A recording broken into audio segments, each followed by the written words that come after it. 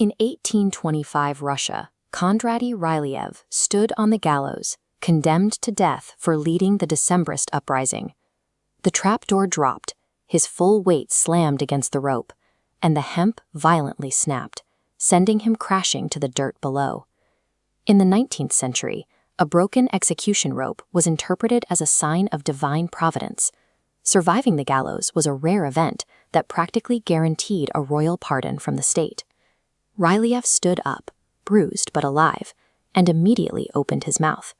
Instead of staying quiet, he impulsively yelled to the crowd that Russia couldn't do anything properly, not even manufacture a decent rope. A messenger carried news of the miracle to Tsar Nicholas I. The Tsar was holding the pardon, ready to sign it, until he asked if the prisoner had said anything. Upon hearing the arrogant insult, he tore the paper in half and ordered the execution repeated. Once a sentence escapes your lips, you can never take it back. The fleeting satisfaction of a sarcastic quip or the desire to impress creates vulnerabilities that can be used against you. We possess an anxious, almost involuntary urge to share our thoughts. The human tongue constantly strains to break out of its cage, driving us to over-explain ourselves and treat unfiltered honesty as an automatic virtue.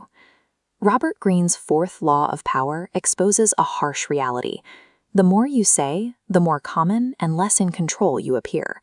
When you blurt out your opinions at every opportunity, you become predictable. Your unabashed openness acts as a blunt instrument, stripping away the mystery that compels others to respect or fear you. If you want to project an aura of unassailable authority, your first step is taming that unruly beast in your mouth. We are anxious interpretation machines. The human mind operates on a continuous cognitive loop, processing data because we need to know what others think. When you withhold your thoughts, remaining vague, you cut off that stream. You create a psychological vacuum that short-circuits their loop. This void puts people on the defensive. To alleviate their discomfort, they will nervously jump in and start babbling.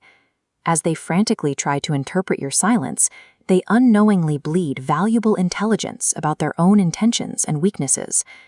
King Louis XIV masterfully weaponized this conversational void to maintain dominance over his ministers. When a minister presented a complex, detailed request, Louis would listen in total silence. Instead of arguing or agreeing, he would offer a single enigmatic phrase, "I shall see," before turning and walking away. Majesty and terror are amplified not by the quality of your explanations, but by the rarity of your speech. This dynamic operates across all eras and arenas. When Andy Warhol directed his collaborators, he discovered that giving explicit verbal instructions usually backfired. People would subvert his wishes out of sheer perversity. So Warhol adapted. He applied the discipline of an ancient oracle to his public interviews, answering questions with ambiguous phrases that forced reporters to twist in circles hunting for meaning.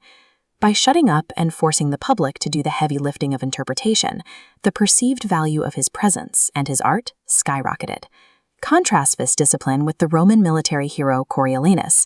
He possessed a legendary, godlike aura because few citizens actually knew him. But the moment he sought political office, he destroyed that aura by delivering insulting, arrogant public speeches.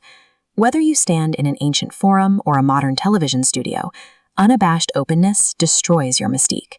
Strategic ambiguity forces others to build your authority for you.